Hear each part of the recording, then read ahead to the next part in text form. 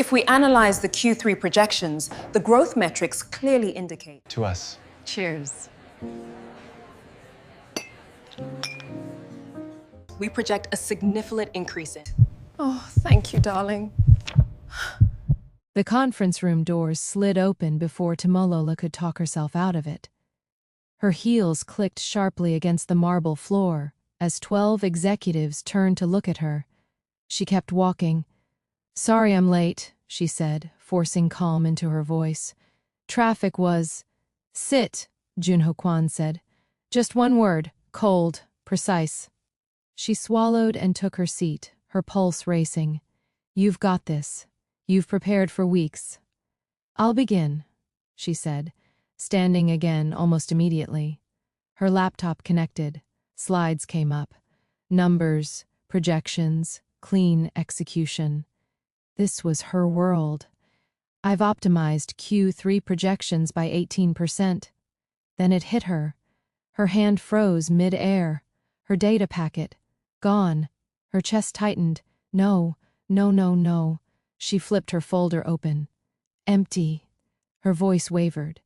"Excuse me, I just—" Before panic could fully consume her, a file slid gently across the table. She looked up. "Junho." He didn't say anything, didn't even look at her properly, but the file was there. Her breath steadied instantly. Relief flooded her chest so fast it made her dizzy.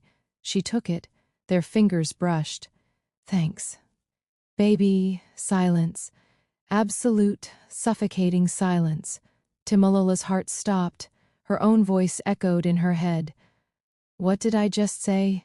If you've ever said something you wish you could take back instantly, you already know this feeling. Go ahead, like this video if you've ever been there. Because what happened next? It only got worse." Every eye in the room snapped toward her. Timolola felt the blood drain from her face so fast it made her lightheaded. Her grip tightened around the file like it could somehow erase what she had just said. "Say something. Fix it. Now. I meant." Her voice cracked, betraying her. "Thank you. Sir, too late." The damage had already settled into the room like smoke. One of the board members cleared his throat. Another adjusted his glasses. No one smiled. No one spoke. And Junho just watched her. Not angry, not amused, just watching. That somehow made it worse. Her heart pounded violently against her ribs. "Pull yourself together, Timolola. You are not about to fall apart in front of 12 executives." She inhaled sharply and forced herself back into the presentation. "As I was saying, Q3 projections." Her voice sounded foreign now, too controlled, too careful. Every slide blurred slightly as she spoke. Every word felt like she was walking on glass. She didn't look at Junho again. She couldn't. Minutes dragged like hours until finally, "That will be all," she said, her voice quieter than before. Silence again. Then slow, polite clapping, polite, not impressed, not enthusiastic, just polite. As people began to gather their things, Timolola remained frozen in place. "I just called my CEO baby." Her stomach dropped. "I have to quit." She didn't wait for anyone to speak to her. The moment chairs began to scrape, Timolola grabbed her laptop and walked out. Fast. Too fast. "Timolola," someone called behind her. She didn't stop. The hallway felt longer than usual, colder. Each step echoed louder than it should have. By the time she reached the elevator, her hands were shaking. The doors opened. She stepped in, alone. The second they closed, she exhaled sharply and pressed her back against the wall. "Oh my God," she whispered. "Oh my God, what did I do?" Her reflection stared back at her from the mirrored walls, composed on the outside, completely unraveling within. "Baby?" she repeated under her breath, almost laughing, but it came out strained. "In a board meeting? In front of him?" Her phone buzzed. "Victoria." She hesitated, then answered, What happened? Victoria's voice came through immediately. I heard the meeting ended early. I called him baby. Silence. You what? I called. Him. Baby. Her voice dropped to a whisper. In front of everyone. A beat. Then. Oh no. Timolola slid down slightly against the wall, closing her eyes. I'm resigning. What? No. I'm serious, she cut in. I can't come back from that, I just can't. The elevator dinged. Doors opened. She stepped out, already pulling up her email. If this story is already making you cringe, hit subscribe, because Timolola's worst decision hasn't even happened yet. Her fingers hovered over the keyboard, trembling. Subject, resignation. She typed it, stared at it, deleted it, typed it again. Do it, she muttered to herself. Just send it and end this. Her phone buzzed again. Priya, then Liv, then Victoria again. She ignored all of them. Her chest felt tight, like every breath had to fight its way out. You can't face him again, she whispered. You just can't. A shadow fell across her desk. Running away already? Timolola froze. Slowly she looked up. Junho, standing right there. Her heart dropped straight to her stomach. I wasn't, she stammered, quickly minimizing her screen. I was just drafting something important? He asked calmly. His voice gave nothing away. No anger, no teasing, just calm. That made her panic even more. I'm sorry, she blurted out suddenly, standing up so fast her chair pushed back with a sharp sound. About earlier. It was a mistake. It won't happen again. He studied her for a second. Too long, too quiet. Then he said, I know. That was it. No lecture, no reaction. He turned slightly. We'll talk later. And just like that, he walked away. Timolola stood there, stunned. We'll talk later? Her stomach twisted. That didn't sound like forgiveness. That sounded like something worse. If you think this is where things calm down, you're wrong. Because what Timolola is about to hear next will change everything. She didn't sit back down. She couldn't. Her eyes stayed locked on the hallway long after Junho disappeared, her mind replaying his words over and over. We'll talk later. What does that even mean? She whispered, pacing. Is he going to fire me? Demote me? Transfer me to another branch? Her phone buzzed again. This time she answered. Where are you? Liv's voice came in fast. Conference room. Now. I can't. Now, Timolola. The call ended. She hesitated, then grabbed her bag and walked, fast. The conference room door shut behind her, and the moment it did. What were you thinking? Priya burst out. I wasn't thinking. Timolola shot back, running a hand through her hair. That's the problem. Victoria folded her arms, watching her carefully. Okay, breathe. Start from the beginning. There is no beginning. Timolola groaned. I embarrassed myself. I embarrassed him. And now he wants to talk later, which is corporate language for your career is over. Liv exchanged a glance with the others. Then she said slowly, That's not why he wants to talk to you. Timolola blinked. What? Victoria stepped forward. Timolola, listen carefully. Her tone changed. Serious now. He called me this morning. A pause. Timolola frowned. Junho called you? Yes, Victoria said. And it wasn't about work. Timolola's heart skipped. Then what was it about? Victoria held her gaze. It was about you. If you're still watching, drop a comment right now, because this is where everything flips. Timolola let out a short, disbelieving laugh. Stop. Don't do that. I'm serious, Victoria said, not breaking eye contact. He asked how to talk to you. Silence fell. Timolola blinked. Talk? To me? He literally sees me every day. Not like that, Priya cut in. He meant really talk to you. Outside of work. Her mind struggled to catch up. That doesn't make any sense. It does, Liv said gently. He likes you. No. Timolola shook her head immediately. No, he doesn't. Victoria sighed. He's liked you for 6 months. The words landed heavy. Timolola stared at her. 6 months? Yes, Victoria said. He didn't want to cross a line. You report directly to him. He didn't want to make you uncomfortable or look like he was abusing power. Timolola's chest tightened. But not from panic this time. Something else.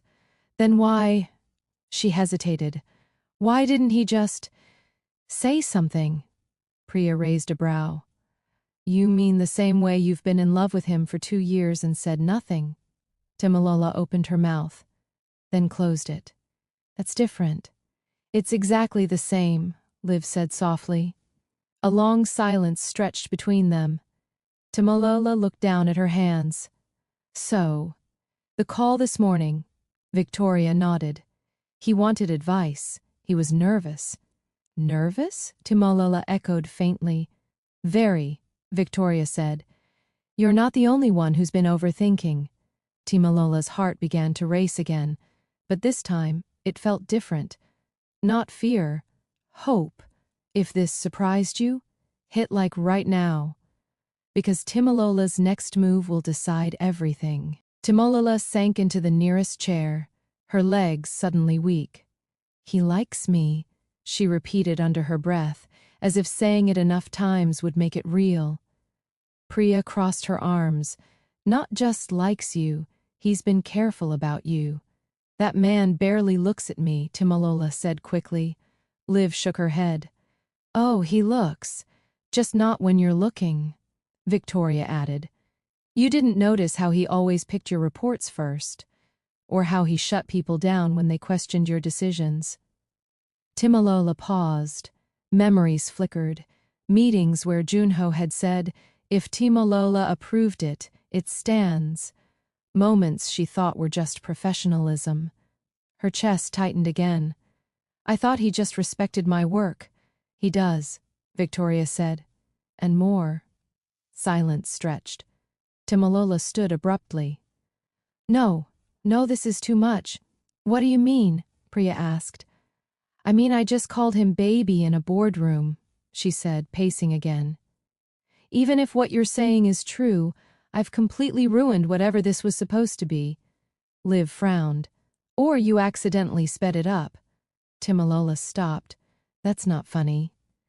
I'm not joking, Liv said. Think about it. You've both been hiding for months. Now everything's out in the open. Timolola let out a shaky breath. Or I've made things awkward forever. Victoria stepped closer. He said he wants to talk, right? Yes. Then go talk to him. Timolola hesitated. Her heart was pounding again, but now it wasn't from fear alone. What if I make it worse? Priya smirked slightly. You already called him baby in a board meeting. How much worse can it get? Timolola let out a breath that almost turned into a laugh. You're not helping. But the tension in her chest had shifted. It was still there, tight, restless, but no longer crushing. Now it pushed her forward. She glanced toward the door, the 14th floor. His office. We'll talk later. Her stomach flipped again. Okay, she said quietly. Victoria's eyes softened. Okay? Timolola nodded, slower this time. Okay, I'll go. Good, Priya said immediately. And don't overthink it. Too late, Timolola muttered, grabbing her bag. As she stepped out into the hallway again, everything felt sharper, louder. Every step toward the elevator felt deliberate. He likes you. 6 months. He was nervous. She pressed the elevator button and waited, staring at the numbers as they descended. Please don't let me mess this up, she whispered. The doors opened. She stepped in, alone again. Her reflection met her eyes. You've faced boardrooms, she told herself softly. You've handled million-dollar decisions. You can handle one conversation. The elevator moved. Each floor felt like a countdown. Her heart beat faster with every passing second. Ding. 14th floor. The doors slid open. The hallway was quieter here, colder, controlled. At the far end, his office. The door was slightly open. Timolola took a slow breath. Then another. Just talk, she whispered, and she walked toward it. She reached the door and stopped. Her hand hovered just inches from it. What do I even say? Her heart was pounding so loud it felt like it might give her away before she even stepped inside. Before she could lose her nerve, she knocked lightly. Come in, his voice, calm as always. She pushed the door open. Junho was standing by the window, his back to her, city stretching out behind him. He didn't turn immediately. Close the door, he said. She did. The soft click echoed louder than it should have. For a second, neither of them spoke. Timolola clasped her hands together to stop them from shaking. Sir, Timolola! She froze. He turned then, finally facing her. Drop the sir. Her breath caught. Junho, she corrected softly, the name feeling unfamiliar on her tongue. Something shifted in his expression, subtle but real. Good, he said. Silence stretched again, but this one felt different, less suffocating, more careful. I'm sorry about earlier, she said quickly. It was unprofessional, and I understand if... Why did you say it? The question cut in cleanly. She blinked. What? Baby, he said, holding her gaze. Why? Her throat went dry. Because she couldn't lie. Because I like you, she admitted, barely above a whisper. The words hung between them. Junho didn't react immediately. And somehow, that made her more nervous than anything else. The silence stretched just long enough to make her doubt everything. Timolola's fingers tightened against each other. I didn't plan to say it, she added quickly. It just slipped. I was relieved, and I'm glad it did. She stopped. What? Junho took a step closer. Not rushed, not hesitant, just deliberate. I said I'm glad it did. Her heart skipped. You're glad I embarrassed myself in front of the entire board? A faint hint of something, almost amusement, touched his expression. That's not what I meant. Then what do you mean? She asked, her voice softer now. He exhaled slowly, like he was choosing his next words carefully. It forced something I've been avoiding. Timolola's breath caught. Avoiding? Yes. He held her gaze, steady now. You. Her chest tightened again, but this time it felt warm. Dangerous, but warm. I didn't want to put you in a position where you felt pressured, he continued. You work under me. Anything I said could have been misunderstood. So you said nothing, she replied quietly. Yes. She swallowed. For how long? A pause. 6 months. Her eyes widened slightly. That's a long time. It is, he agreed, especially when you're trying to ignore something that refuses to go away. Something in her softened. But today, he added, voice lower now, you said it first. Her heart raced. I didn't mean to, she said, almost smiling despite herself. I know, another step closer. And yet, you did. Timolola felt her pulse in her throat. For a moment, she couldn't find words. All the careful walls she had built over 2 years were gone, and now she was standing there with nothing to hide behind. She let out a small breath. So, what happens now? Junho didn't answer immediately. Instead, he studied her. Really studied her. Like he was seeing her without the layers of titles and expectations for the first time. That depends, he said finally. On what? She asked. On whether what you said was just a slip, he replied. his voice steady, or the truth. Her chest tightened. You already know the answer to that, she said softly. I want to hear you say it, he said. Her heart raced faster.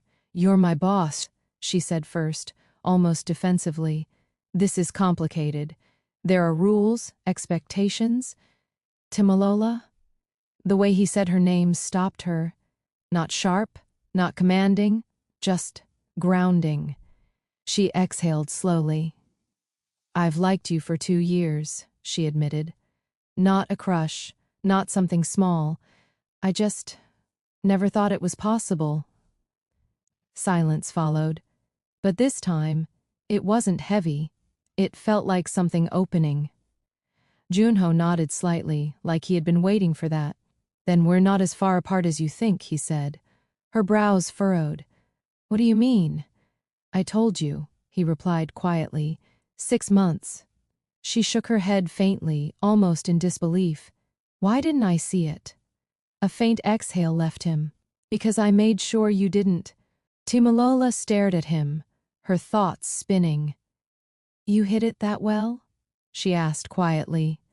I had to, Junho replied.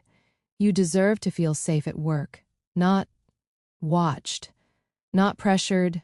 Something about that made her chest ache. You thought I'd feel uncomfortable? She asked. I thought there was a risk, he said simply. And that was enough for me to stay silent. She looked down briefly, then back up. And now, he said, taking another step closer. You've made your feelings clear. Her heart skipped. By accident. Honesty doesn't always arrive the way we plan, he said. She almost smiled. But this changes things, she added quickly. We can't just ignore what this looks like. People already talk. If this becomes something, a relationship, he finished calmly. Her breath caught slightly. Yes, he didn't hesitate. Then we handle it properly. She searched his face. Properly? Transparent boundaries, HR protocols if necessary. No favoritism. If at any point you feel uncomfortable, it ends. Immediately. His tone was steady, serious, not impulsive, not reckless. That steadiness grounded her. You've thought about this, she said softly. For months, he admitted. Silence settled again, but softer now. Timolola hesitated, then asked the question that had been sitting quietly beneath everything else. And if I hadn't said anything today? Junho's gaze held hers. Then I would have, he said. Her heart skipped again. Today? A small pause. Yes. Everything inside her shifted. Timolola let out a slow breath, her shoulders finally easing. So, either way, this was happening today, she said softly. Junho gave a slight nod. Just not in a boardroom.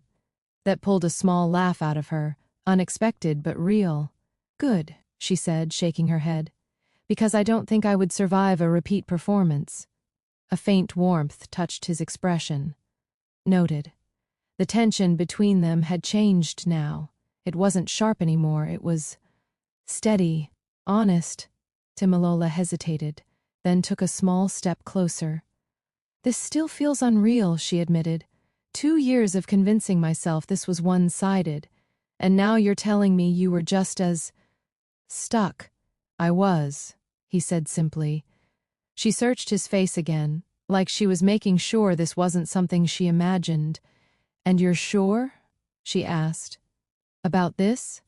About me? I don't take 6 months to think about something I'm unsure of, he replied. That settled something deep inside her. A quiet certainty. Timolola smiled faintly, then looked down for a second before meeting his eyes again.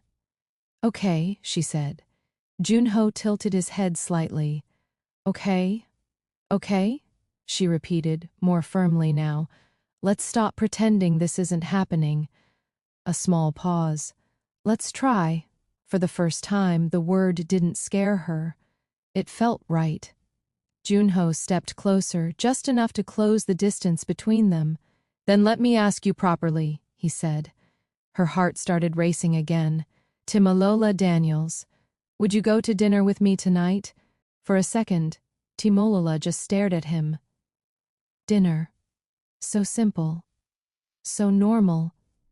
And yet, her heart was racing like he had asked her something much bigger. She let out a soft breath, a smile slowly forming. You know, after everything that happened today, I feel like I should make you work harder for that answer. A faint glint of amusement crossed his face. Is that so? She nodded, folding her arms lightly. Yes, I embarrassed myself in front of 12 executives. There should be compensation. Name it, he said without hesitation. She blinked, caught off guard. You didn't even think about it. I don't need to, he replied. If it's reasonable, it's yours. She studied him for a moment, then shook her head, smiling. See? That right there is exactly why I didn't think this was possible, she said. You're always so composed, so in control. And now? He asked. Now I know you were just hiding, she said softly. A small pause passed between them. Then she dropped her arms. Dinner sounds good. Something subtle shifted in his expression. Not dramatic, but enough to tell her that answer mattered. Tonight, he confirmed. Tonight, she agreed. Another quiet moment. Then she glanced toward the door.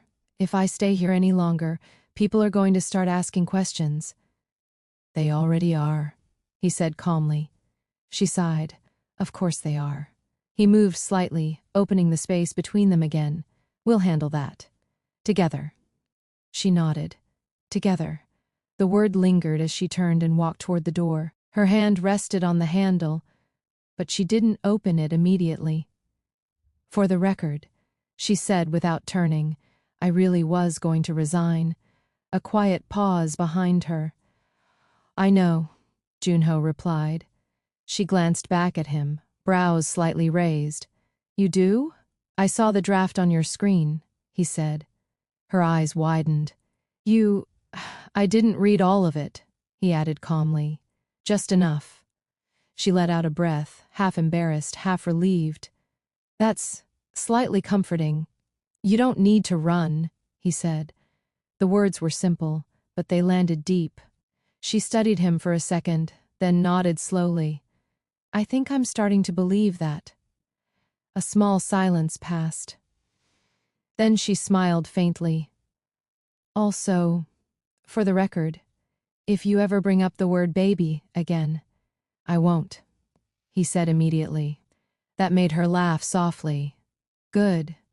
She opened the door this time. The moment she stepped out, the energy in the hallway shifted.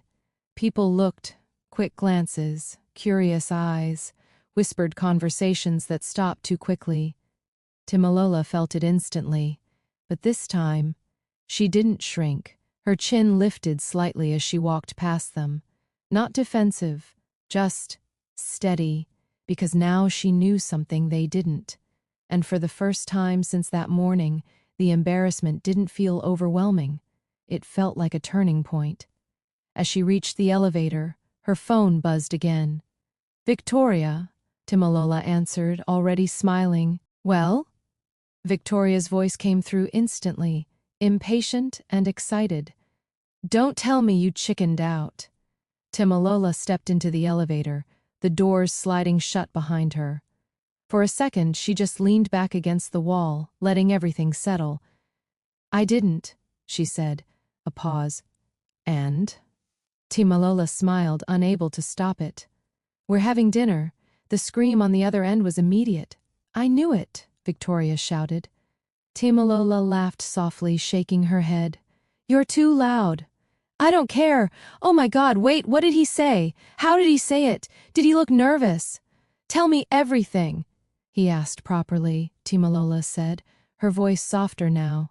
Like, he had been waiting to... Victoria's tone shifted slightly. And you? I said yes. Another excited sound came through, followed by muffled voices. Priya and Liv in the background, clearly reacting. This is not just dinner, Priya's voice cut in faintly. This is history. Timolola rolled her eyes, but her smile stayed. Relax, it's just one dinner. Sure, Liv said in the background. And the baby thing was just one slip, right? Timolola groaned. Please don't start. Victoria laughed. Too late. That story is never dying. Timolola covered her face briefly, still smiling. I'm never living that down, am I? Never, Victoria said proudly. The elevator dinged. Doors opened. Timolola stepped out, lighter than she had felt all day. Call me after, Victoria added quickly. Details. Everything. I will, Timolola said. And this time, she meant it. The rest of the day passed in a blur. Timolola tried to work. She really did, but every few minutes, her mind drifted back to the same moment. Dinner, tonight. Her screen glowed in front of her, untouched for longer than she would ever admit. Numbers she usually handled with ease now felt distant, almost irrelevant. Focus, she whispered to herself, tapping her pen against the desk. But it was useless, because for the first time in 2 years, something had actually changed. By the time the clock edged toward closing hours, the office energy had shifted. People were packing up, conversations softening, footsteps fading. Timolola shut her laptop slowly. Her reflection stared back at her from the dark screen. You're really doing this, she murmured. Her phone buzzed. A message. Junho, I'll be downstairs in 10 minutes. Her heart skipped. Short, direct, just like him, but somehow it meant everything. She stood, smoothing down her outfit instinctively, then paused. Why am I nervous again? She asked herself under her breath. Because this wasn't a boardroom. This wasn't work. This was different. She grabbed her bag and headed for the elevator. Her steps slower now, more deliberate. Each second felt like a build-up to something she couldn't quite name. As the elevator descended, she caught her reflection again. Same face, same person. But something had shifted behind her eyes. Anticipation, hope, maybe even a little fear. And somehow, she welcomed all of it. The lobby was quieter than usual, the evening crowd already thinning out. Timolola stepped out of the elevator and immediately spotted him. Junho stood near the entrance, hands in his pockets, posture relaxed in a way she had never seen before. No boardroom tension, no sharp authority, just him. For a moment she paused. This is really happening. He noticed her then. Their eyes met, and something unspoken passed between them, something steady, certain. She walked toward him, her steps measured but her heart anything but. You're early, she said softly as she approached. So are you, he replied. A small smile tugged at her lips. I didn't want to keep you waiting. I don't mind waiting, he said. Not for this. Her breath caught slightly. There it was again, that quiet honesty. So, she said, glancing toward the doors, where are we going? You'll see, he answered. She raised a brow. That sounds suspicious. It's not, he said calmly. I just thought tonight should be different. Her heart warmed at that. Different how? He held her gaze for a second. No titles, no work, just us. The words settled between them, simple but heavy with meaning. Timolola nodded slowly. Just us, she echoed. He moved toward the door, holding it open for her. She stepped through, and just like that, the world they had carefully stayed within for so long was left behind. The night air hit her softly as she stepped outside, cooler than she expected, grounding her just enough to steady the rush in her chest. Junho walked beside her, not too close, not distant either. Just enough space to feel intentional. His car was already waiting. He opened the door for her. Thank you, she said, slipping in. This time, she caught herself before saying anything else. He closed the door gently, then walked around and got in. For a moment, Neither of them spoke as the car pulled away from the building. The city lights blurred past the window, quiet and distant. Timolola glanced at him briefly, then away again. This felt new, not awkward, just unfamiliar. "You're quiet," he said after a while. She exhaled softly. "I think my brain is still catching up to today." "That makes two of us," he replied. She smiled faintly. "Really? You seem very calm about all of this." "I've had more time to think about it," he said. She nodded slowly. 6 months. Yes. Silence again. But this one felt easier. Then she turned slightly toward him. "Can I ask you something?" "You can ask me anything." She hesitated just a second. "Today, when I said it," she began, her voice softer now. "What did you think in that moment?" Junho didn't answer immediately. His gaze shifted briefly toward her, then back ahead. "I thought," he said quietly, "that you finally said something I'd been hoping to hear."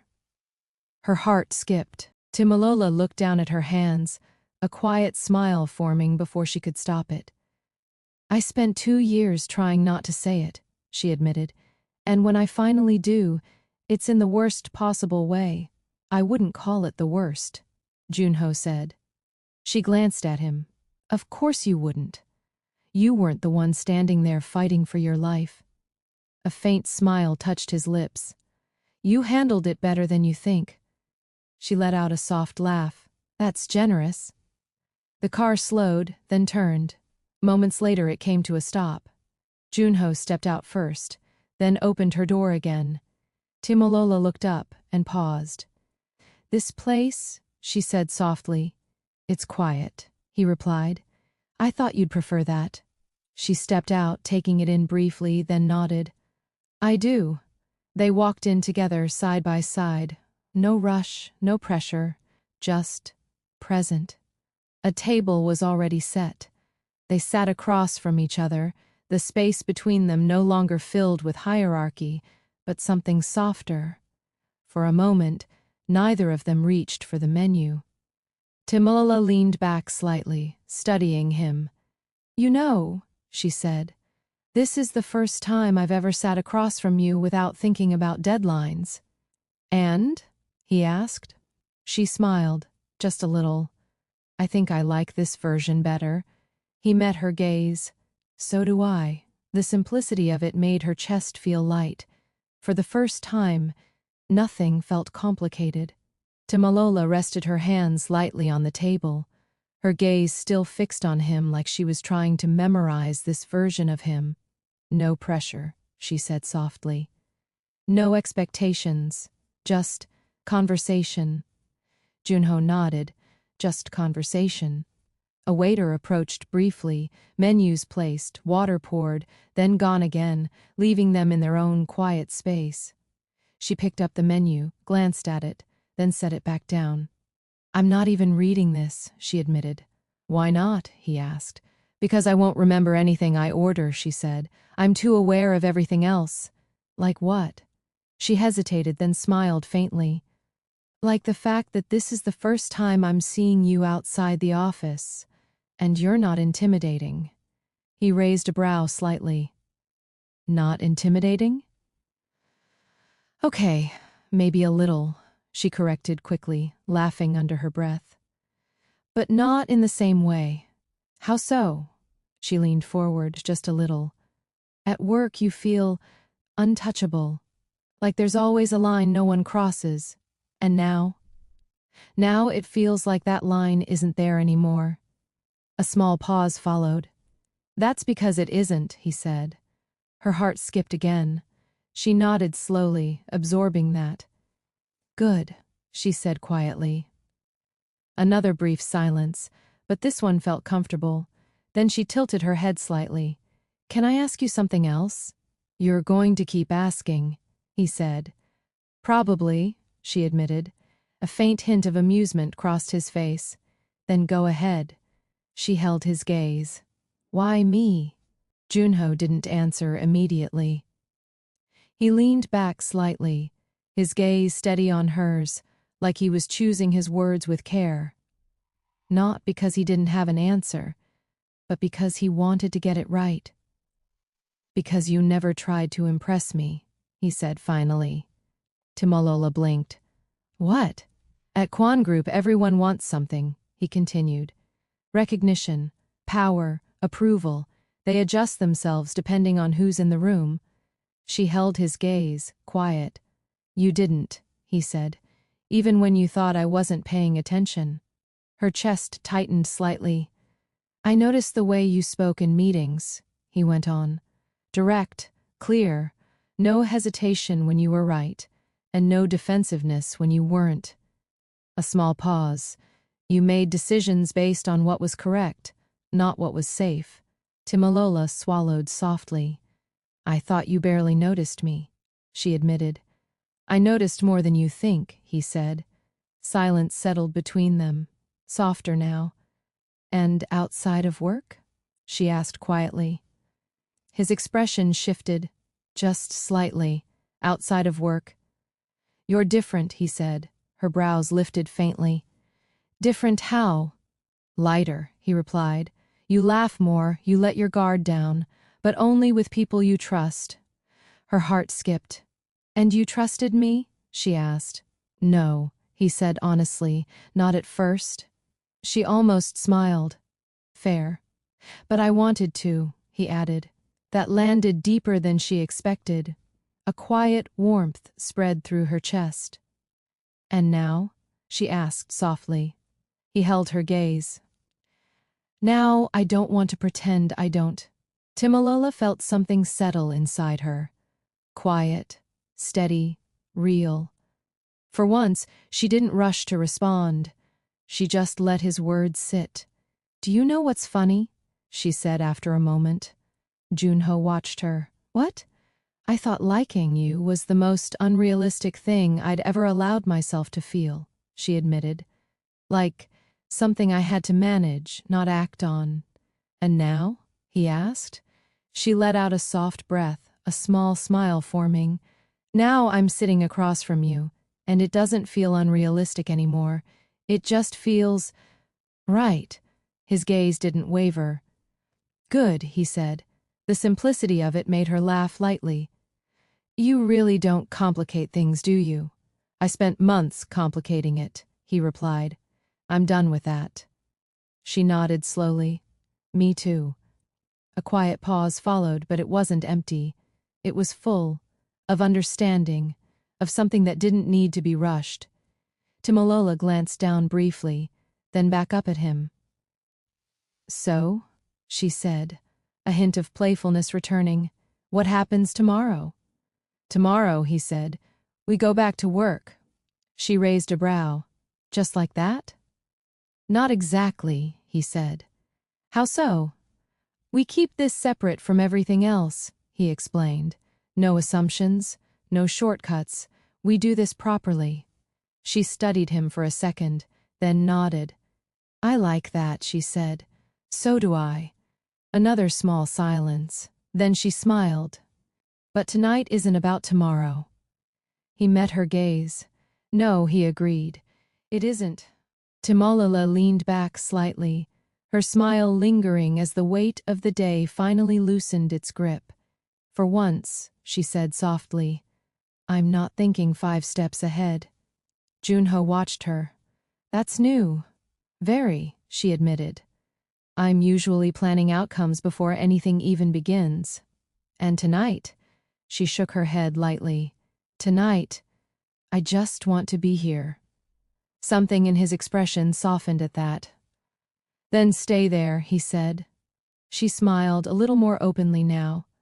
"Careful," she added, tilting her head slightly. "You're starting to sound encouraging." "I am," he replied. She laughed under her breath, then reached for her glass, taking a small sip just to steady herself. "Do you realize," she said after a moment, "that this is the calmest conversation we've ever had?" "At work, calm usually means something is about to go wrong," he said. "Exactly," she smiled. "But this feels different." "It is different," he said. She held his gaze. Good. Another quiet pause settled between them. Comfortable, unforced. Then she rested her chin lightly against her hand, studying him again, but this time without hesitation. I'm glad I didn't send that resignation email, she admitted. So am I, he said. She let out a soft breath, her voice gentler now. Today started as the worst day of my life. A small pause, and somehow, it turned into this. Junho didn't look away. Sometimes, he said, things fall apart the way they need to. Her smile returned, slower this time. Maybe, she said.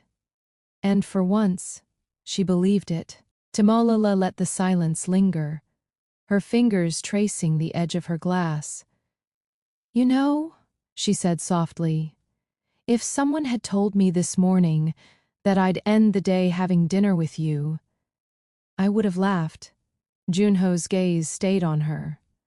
And now I think I would have asked how it happens, she replied, a small smile forming. A quiet pause followed, then she shook her head lightly. Still can't believe the turning point was me saying baby in a boardroom.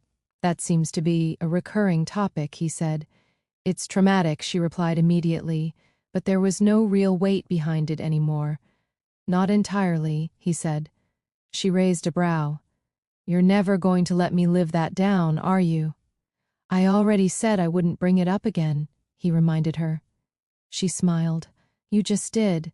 A brief silence. Then they both almost laughed at the same time. It was easy now, too easy. Timolola leaned forward slightly, her voice quieter. Thank you, she said. For what? For not making today worse than it already was, she said. You could have. You had every right to be distant or cold. But you weren't. I didn't see a reason to be, he replied. She studied him for a second. Still, she said, it mattered. He nodded once. I know. Another small pause. Then she exhaled softly, a calm settling fully into her chest. Today was a lot, she admitted. It was, he agreed. But I wouldn't take it back, she added. Neither would I. And this time, there was no hesitation in either of them. Timolola stepped out of the restaurant beside him, the night quieter now, softer than when they had arrived. For a moment, neither of them spoke. They just stood there. The city moved around them, distant, almost irrelevant. She let out a slow breath. I don't want this night to end. The words came out before she could filter them. Junho looked at her, steady as always. It doesn't have to. She tilted her head slightly. We both have work tomorrow. We do, he agreed. But that doesn't erase this. Her chest warmed. No, she said quietly. It doesn't. A small pause settled between them. Then she smiled faintly. Today started with me wanting to disappear. And now? He asked. She met his gaze fully. Now I'm glad I stayed. Something in his expression softened again, just enough for her to notice. Good, he said. Another quiet second passed. Then he stepped a little closer, not enough to overwhelm, just enough to close the distance. Get home safe, he added. She nodded, though neither of them moved immediately. Junho, she said softly. Yes. A small breath left her. Next time. I won't wait 2 years. A faint smile touched his lips. Next time, neither will I. That was enough. She turned, taking a few steps away, then paused and looked back. He was still there, watching her, not as her CEO, not as someone distant, just him, and for the first time, she didn't feel like she was looking at something out of reach. She smiled, real, unguarded, then continued walking, because now she knew this wasn't the end of something, it was the beginning. If this story made you feel something, if you've ever held back your feelings or waited too long to say what mattered, go ahead and like this video and tell me in the comments, what would you have done in her place? Don't forget to subscribe for more stories like this, because sometimes one small moment is all it takes to change everything.